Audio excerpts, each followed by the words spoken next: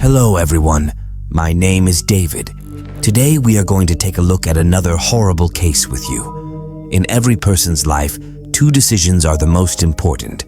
One is their career and the other is their life partner. If someone gets their favorite career along with a fun-loving and caring life partner, then their life will be like a perfect picture. The life of Manjit Pangali, who lived in Vancouver, Canada, was somewhat like this.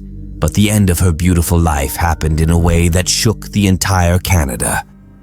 October 18th, 2006 was the date when the news of Manjit Pangali's disappearance surfaced.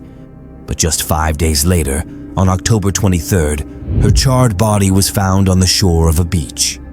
After this discovery, the police quickly reached the crime scene. They then informed husband and family members became worried when the police informed them that a charred body had been found on the shore of a place called South Delta, and they were asked to come and identify it. When Manjit's family members went there to see, they found that the body was indeed Manjit's.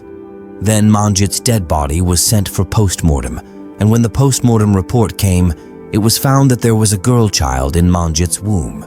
This news shattered Manjit's family, wondering what sin their daughter had committed that someone brutally murdered her by burning. If looked at logically, Manjit's killer not only took one life by killing Manjit, but also took the life of the child growing in her womb. Furthermore, the post-mortem report also reveals that Manjit's death wasn't due to burning, but rather the killer first strangled Manjit, and then when her breath ceased, attempted to burn her body. During the investigation, the police also found Manjit's car parked at a distance from her dead body. Forensic examination of the car revealed no signs of forced entry or any marks of struggle inside the car. Subsequently, the police first checked Manjit's background, but they didn't find any suspects who had enmity with Manjit.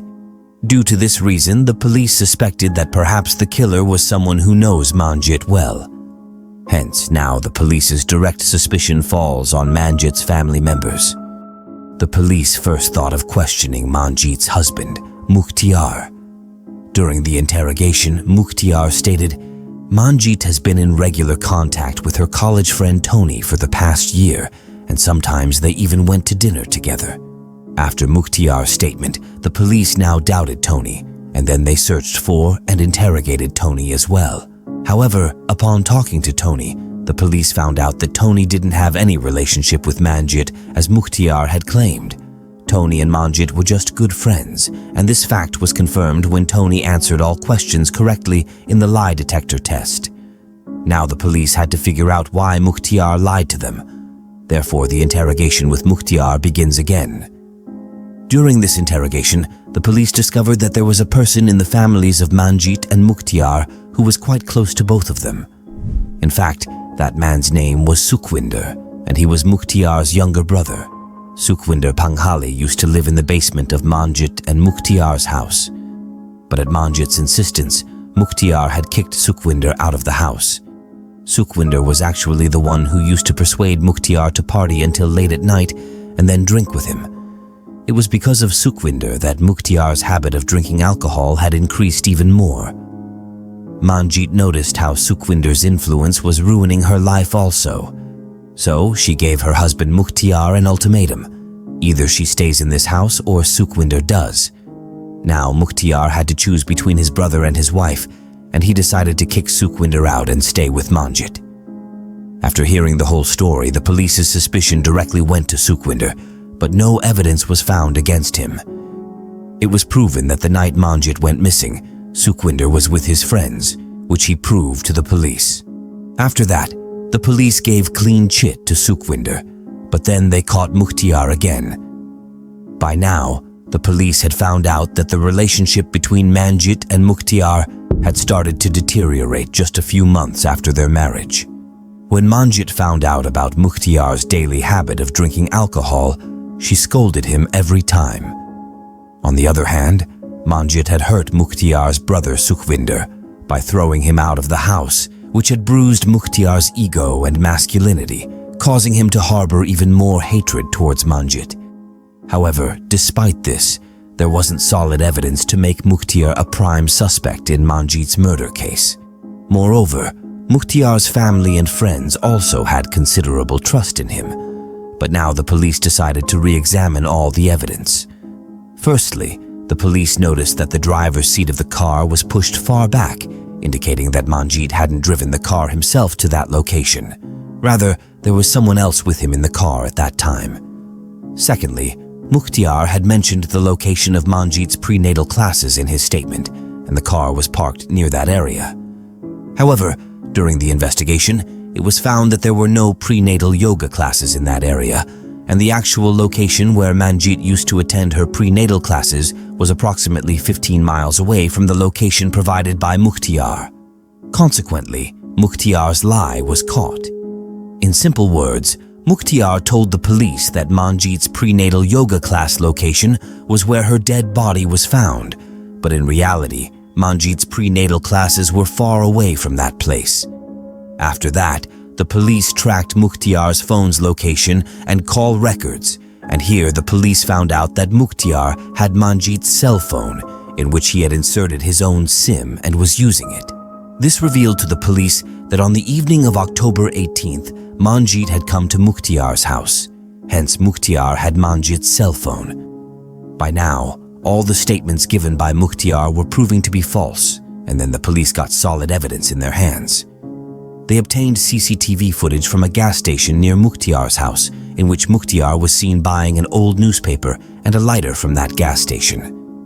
Although Mukhtiar used to drink alcohol, but he did not smoke cigarettes, so why would he buy a lighter and old newspaper?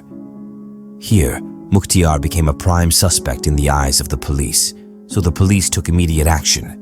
Nearly 6 months later, on March 12, 2006, Mukhtiar was arrested in his wife Manjit's murder case. The police interrogated Mukhtiar rigorously. At first, he completely denied the claim of murdering Manjit, portraying himself as innocent. But then, after some time, his courage broke, and he confessed to his crime. Now the culprit was caught, but when Mukhtiar explained why he had mercilessly killed his pregnant wife on October 18th, the police were shaken to the core.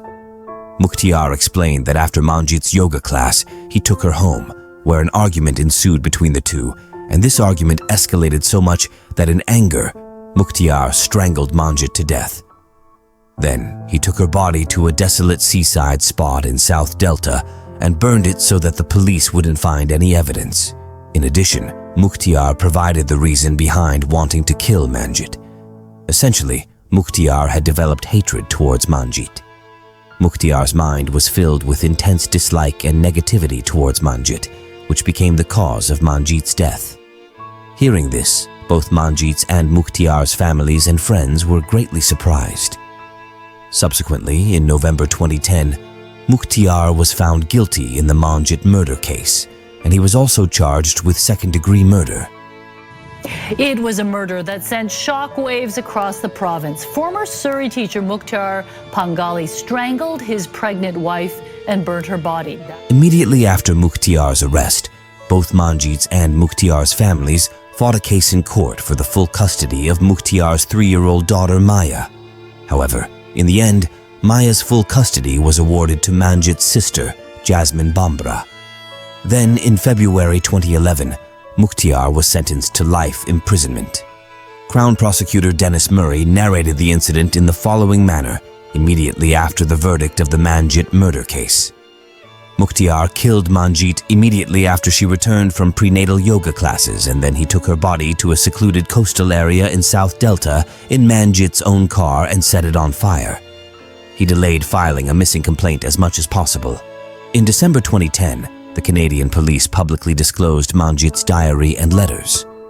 After this, several media houses extensively scrutinized these letters, revealing that Manjit was clinically depressed. However, she was making a lot of effort to save her married life. During discussions with media houses, a member of Manjit's family revealed that she had been struggling with depression since her first pregnancy. Mukhtiar not only killed Manjit, but also took 2 lives. She was so happy to be pregnant. It was something that she had wanted for a long time. So with that, the Manjit Pangali murder case comes to an end right here. If you appreciate our efforts, like and share this video, If you haven't subscribed, do so now. Thank you.